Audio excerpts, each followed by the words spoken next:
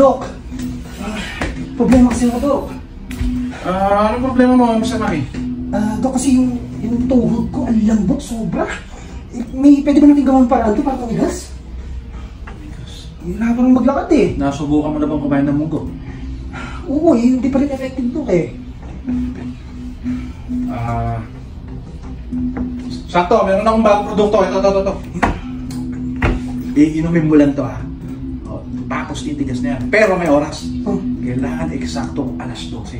Alas 12? Alas 12. Sige, Dok. Yun yung mga paborito mo, alas 12. Sige, Dok. Alas 12. Iinumin mo lang yan. Titigas na. Salamat, Dok. Sige, bayaran ko na lang po sa counter, Dok. Okay. Maraming salamat, Dok. Thank you. Ingat.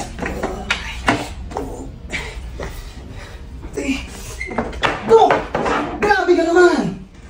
Bakit? Peke yata ito eh! Hindi na naman tumigas yung tuhod ko eh! Buwis peke! Baka kasi tumigas eh! Ano ba tumigas? Ito! Ay! Gawin natin pa lang ito! Ayaw mo na eh! Sige! Pasok ka doon sa loob. Ako ang bahala sa'yo. Ha?